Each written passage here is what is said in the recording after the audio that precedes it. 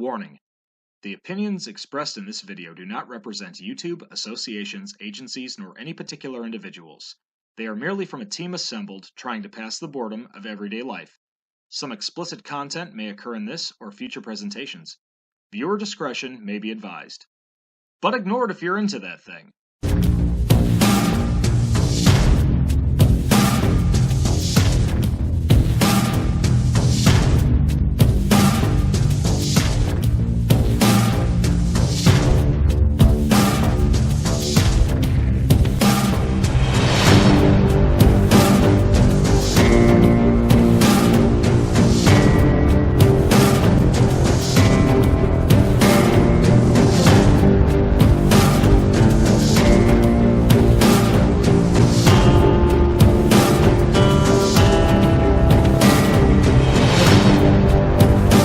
What's going on, guys? Your big bad wolf Benny here, and I'm your wild man Wes, and we are on day 20 of SHOCKTOBERFest. Oof. Oofa. Grueling. Howling.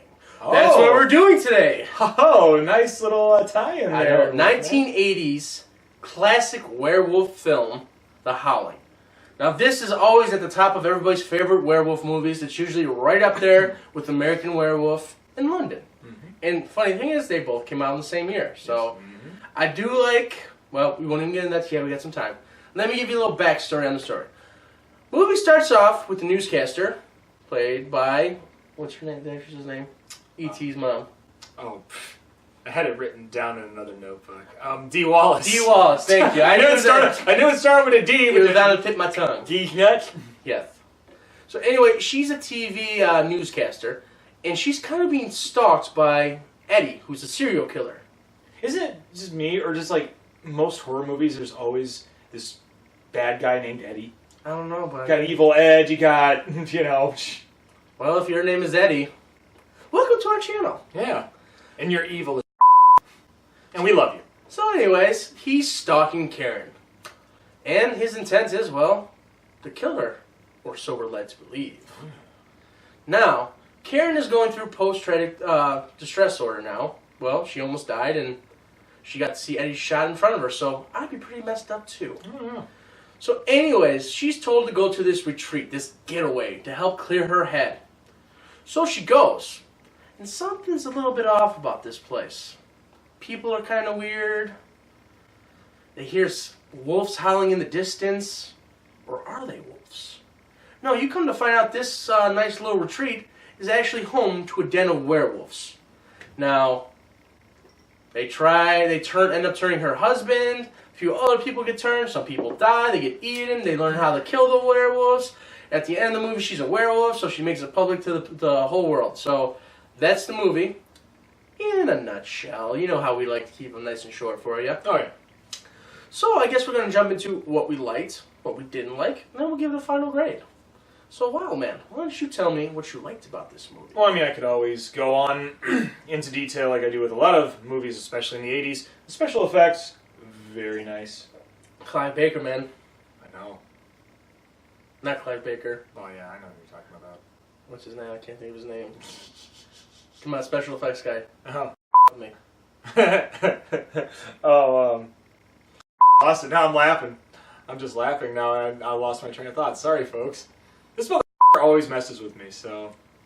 It's my job. But anyways, moving on. He was that guy. We'll just say that guy. You can put in the comment section His below. name's down below. Now we figured it out. To all you wrestling fans out there, you can be marks and yell, "You f***ed up. You f***ed up."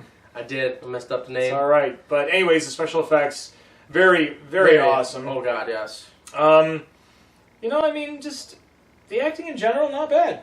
I mean, you had some good people in there. I mean, like, you had Dee Wallace, you know? You had Tom Atkins playing her husband. And you also had legendary Slim Pickens. You can't go wrong with Slim Pickens. I'm just saying. I mean, come on. He was Major Kong in Dr. Strangelove. I mean, the dude wrote a bomb under, you know, foreign territories in the Cold War. So yeah. That's awesome, guys. But, yeah, I mean, story, not bad. Overall, like I said, this is always the top of people's werewolf movies. It's definitely in my top 5, I should say, not my top 10. It's in my top 5. It's that good. I have a top 10. I have a top 100, actually, for werewolf movies. But this one breaks the top 5. So, really good. I love the lore behind it. I love all. Actually, there's nothing I don't like about this movie, so I'm not even going to get into what I don't like because I don't have anything. I'm being very biased on this one because, well, it's about werewolves. I mean, Trust him. He's a werewolf. so yes, I love this movie.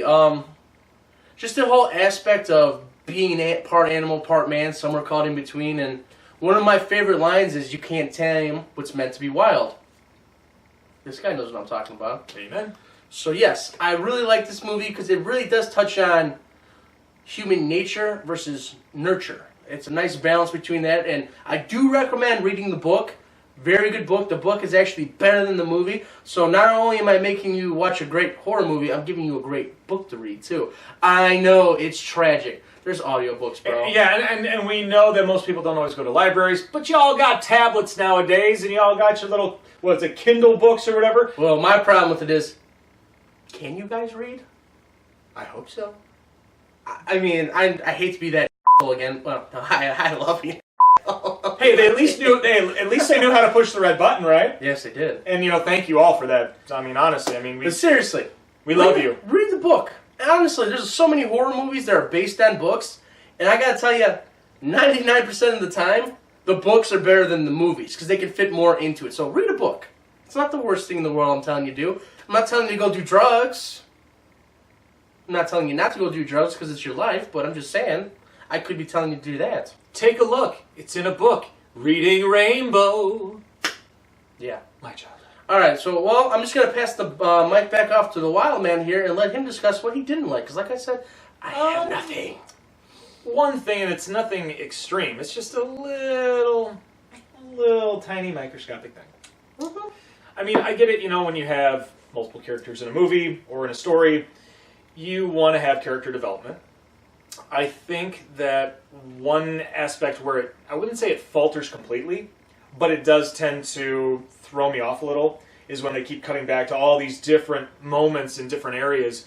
And like I said, sometimes it helps build the suspense, build the chase, but it can happen when something really, really important is going on, really exciting, really terrifying is going on, and then boom to something calm before the payoff.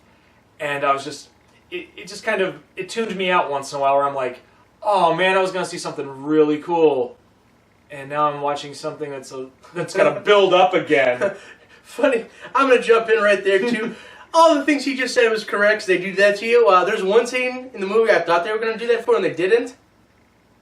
Werewolf sex scene.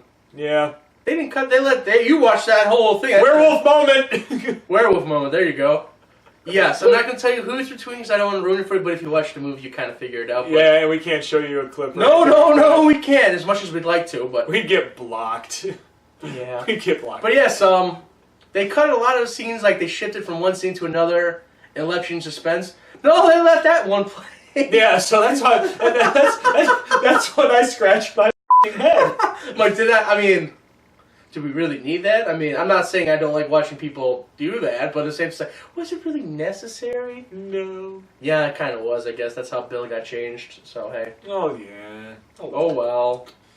It's time to grade this thing. Oh, it's getting an A+ for me. Like I said, I'm being very biased on this one. I don't even care. Come at me, bro. Leave me a comment down below saying, that's not fair, Ben. You said you guys were going to be unbiased. I'm a liar. Well, I've already known that. Well, yeah, I've known that for 8 years almost now, so. Hey, we're getting old, man. Yes, we are.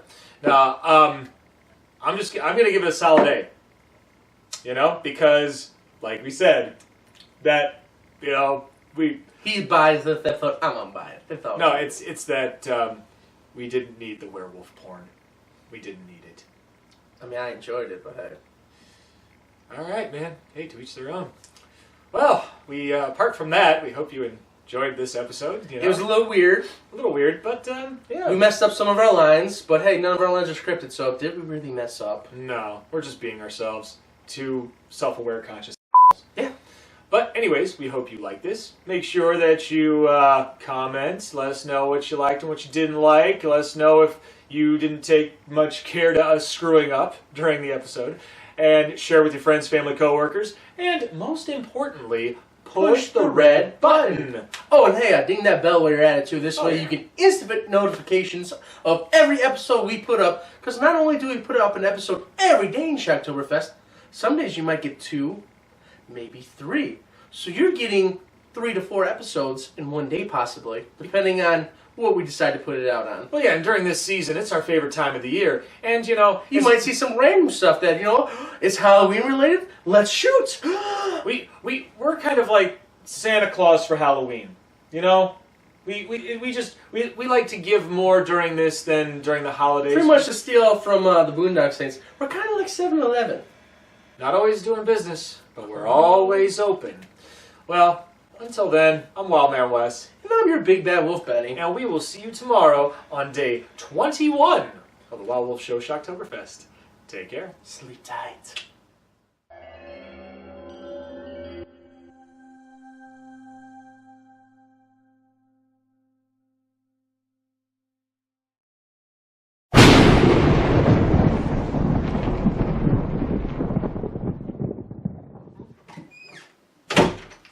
Yo, dude, what's going on? Ready for some shooting today? Yeah, I'm just looking online a little bit. For what? Well, once Shocktoberfest is over, I was thinking maybe that the whole group of us could probably go out to like Starved Rock and rent out a cabin and just enjoy the time, enjoy the scenery before Christmas. You've heard about like that weird epidemic out there, right? Like people are losing flash.